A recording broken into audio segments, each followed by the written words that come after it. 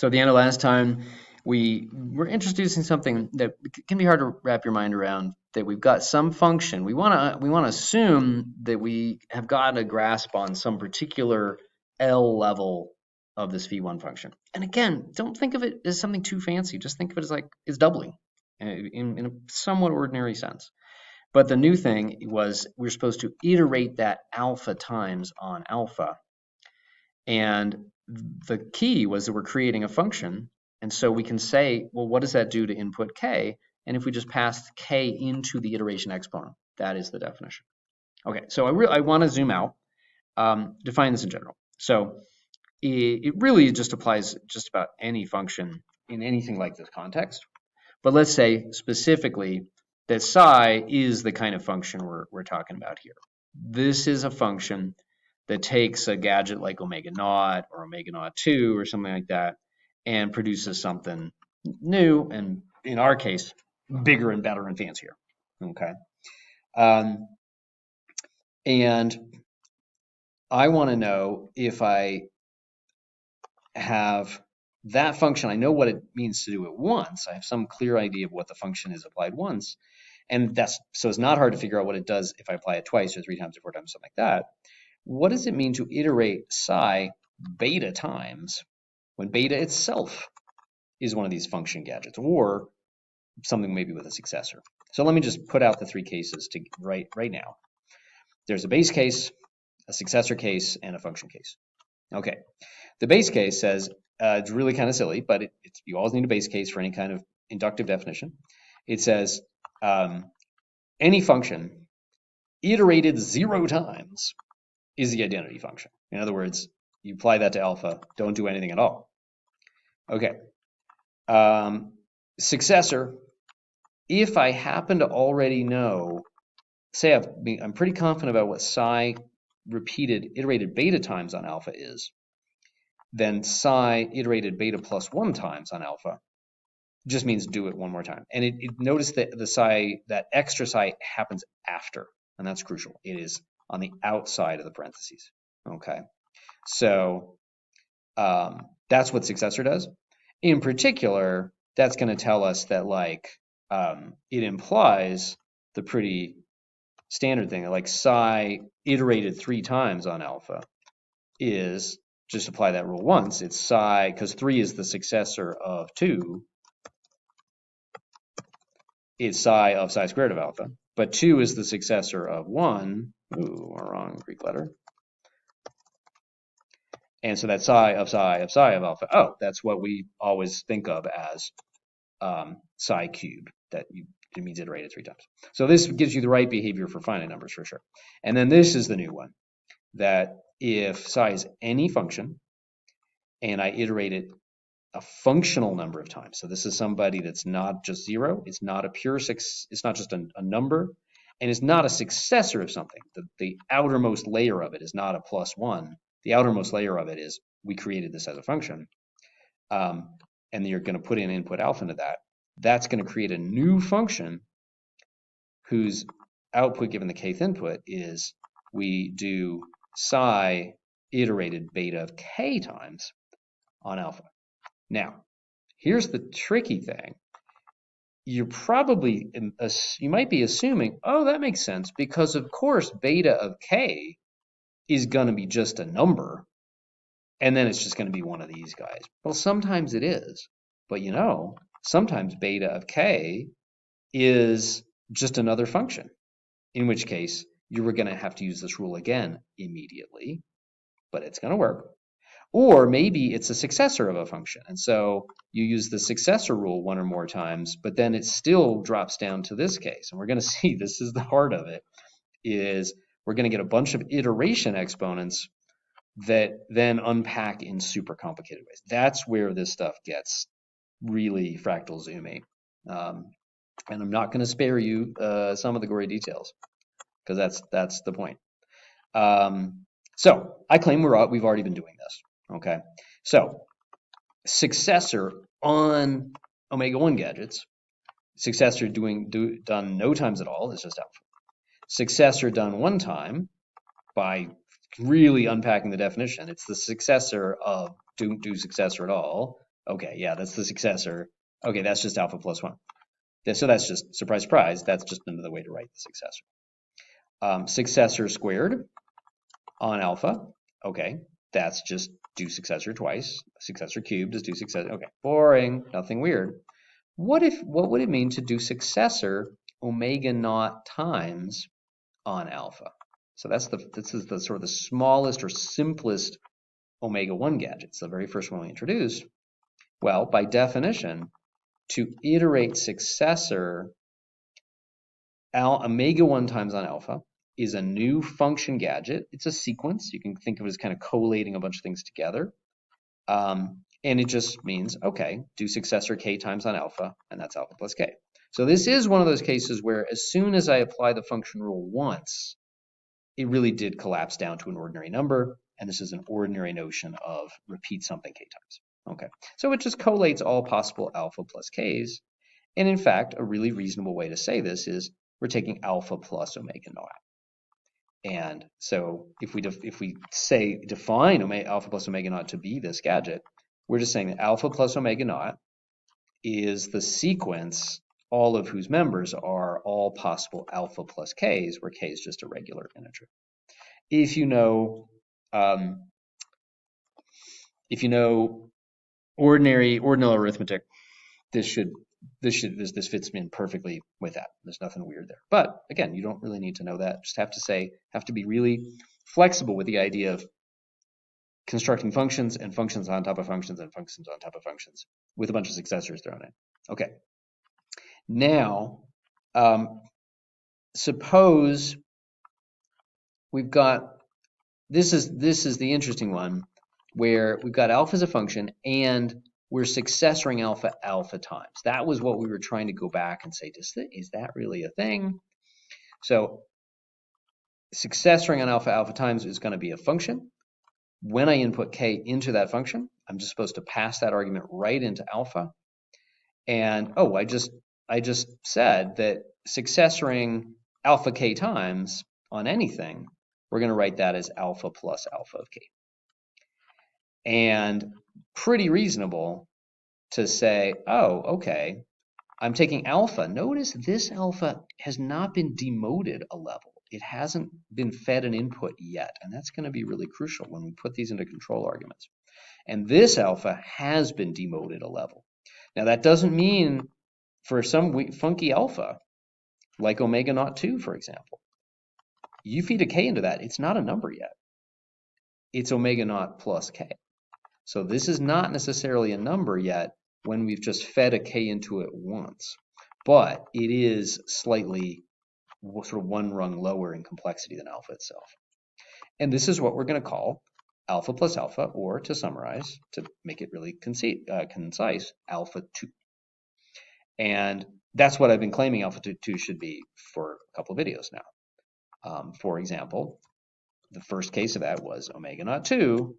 I hope you ran with me to say, or maybe you didn't.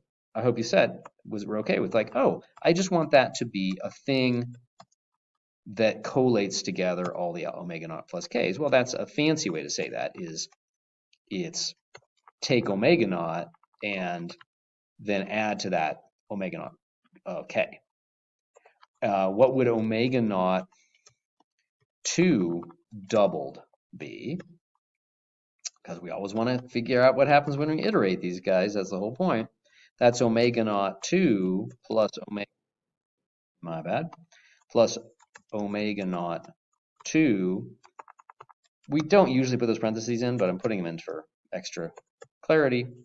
Okay, well, that's interesting. Oh, sorry, this is omega naught 2 doubled of k. So this is a function. You put in k, so it's a sequence of gadgets. The k thing in that sequence, okay, I know how to unpack that last guy, because that is supposed to be omega naught plus omega naught of k. And that finally does unpack to k. Okay. You know what? I'm not gonna do a lot of like proving arithmetic stuff, but it does turn out that you can really write that as omega naught 4. And the right-hand side, it doesn't cause you any trouble. if you say, oh, that's omega naught 3 plus k. And that was my omega naught 4 of k, my bad. And that's how I was defining it before. This is really how we're going to see those kinds of things, because we're actually never going to really be multiplying things by 3 directly. And we're not really going to be multiplying things by 4 directly. But we sure as heck do double things twice, because doubling is our second most fundamental operation at any level. And iterating things is what we do. And so it really is going to come out this way. But if we need to abbreviate it as, doubling twice, too many parentheses, too many 2's, can I write it that way? Totally legal. And yes, it does unpack as omega naught 3 plus k. So it does turn out that if you believed any of these kinds of statements, then you actually were buying into some really small special cases of this idea of iterating a function number of times. Okay. Okay. So let me actually even write that in terms of the phi functions. Okay. So successor on alpha iterated alpha times is really the right notion of doubling. And so in terms of the phi functions, indeed, we were hoping this would come out to be the doubling function, and we define it as take successor, the rock bottom level of the phi. Ooh, this is a phi1 function. And we were hoping that this would make sense, that if you take an input alpha and then you also use that as the iteration exponent, you get the right answer. And that is just doubling. Okay, now we can go back to kind of where we had stopped, was like, ooh, are we sure we can do this? Can we take doubling, which is the one level function, and iterate it to get the e function? Well, you bet. So d to the 0 is just don't do anything. D to the 1 is just doubling itself. D done twice on alpha is just d of alpha. And I was just hopefully convincing you that it's not crazy to think of that as just alpha times 4. Okay, not too weird. Okay, but what happens when we put in slightly more general things? Okay, well, what if the exponent, the iteration exponent is a successor? That was the pretty straightforward case where you just say it's do whatever you think d beta alpha is supposed to be and then one more d. Or in other words, take d beta alpha and then double it. Okay, that should be okay. Doubling one more time means double one more time. And then this is the more interesting one, that if you are doubling something beta times, and beta is a function, that's its fundamental nature is that it's a function, then you pass that k in to that beta exponent. I don't really need that parenthesis. Okay. A few more examples about like how this particular arithmetic works, and of course we want to go back, and I find I really understand it better in the context of putting it into good old f, or what we're going to call phi naught, and produce some numbers, some fast-growing functions and actual numbers. So what are we saying here? Phi1 of 2 something, which is the exponent function. The most important input we can put into that is an omega naught. And that's going to be our sort of base thing. Hey, if we want something that eats functions and spits out functions, our first instinct is going to be, oh, put an omega naught into that guy. That's just our most basic thing. So that says iterate this guy. Remember, this is a fancy name for doubling. Iterate it omega naught times on omega naught. And then we have to know what the heck have we created here? Oh, it's a function. Don't worry. We're going to understand that by figuring out what it does on some number k. Okay, so I'm just going to put in k on the right-hand side, and I'm going to use this crucial rule that you plug in k, you pass the input into the iteration slot. So we're going to get some really complicated expressions pretty soon, where this function we're iterating might be many characters long, very complicated. And what we're putting into it might be very complicated. And even this, the exponent, might be very complicated. But the key rule is that if you've got an iteration, the first thing you want to do is pass your input into the iteration slot. Now, in this case, again, even though in general this can be more complicated than just a number, here it's just a number. And we can write that as, oh, I'm taking omega naught and doubling it k times. So the kth approximation, if you will, of the exponentialization of omega naught is take omega naught and multiply it by 2 to the exponent k. And we're going to abbreviate that as omega naught times 2 to the omega naught. And we just need to remember that when evaluated at k, that just becomes omega naught times 2 to the k. That's its basic purpose in life. We're not, whenever we really need to work on this and unpack it, almost always we're going to be saying, okay, what is that when past a k input? And it's just going to be omega naught times 2 to the k. 2 to the k, the ordinary number, 2 to the k. Might be a really big 2 to the k, but if it's 4 or 8 or something like that, it just means omega naught times that number. So this is just a receptacle for all possible omega naught, all possible multiple doublings, iterated doublings of omega naught. Just like way back when, the very first interesting guy past omega naught, I said omega naught 2 was just supposed to be a receptacle for all omega naught plus k's. And that's really the idea, is that all these new gadgets are just receptacles for all possible versions of something that's happening at just one level down. Okay, what do we want to get to here? Okay, so in general, it doesn't have to be omega naught. In general, we're going to say whenever this is any kind of omega 1 gadget, really, it doesn't matter. We're going to write this as, sometimes I'm going to use the very terse notation E, but I'll often write it as alpha times 2 to the alpha. And knowing that how do we actually make sense of that, most of the time, it's going to get past a k argument, and we're going to double alpha some specific number of times. All right, but it does get intricate when you get functions of functions of functions of functions, things like that. And that's what I'm saying here. The new exponent here, don't count on this immediately being a number. This thing might have more unpacking to do, and it's going to become all about the unpacking. And there's going to be most of the examples from this level on. Oh, we've already seen that. I mean, there's no such thing as unpacking at all. But we're going to unpack it just enough to just hope we get our minds blown, but also have some comprehension. Okay. Okay, we definitely want to get back to huge numbers. Where were we? We were at good old phi naught, which is just f, with maybe, something a little bit beyond omega naught as the control argument and some arbitrary n as the input. What I want to do is get really systematic about creating new things to go in the control slot, and utilize the fact that we've got the start of what could be a very powerful way to create intricate and powerful function gadgets in that first slot, namely phi1.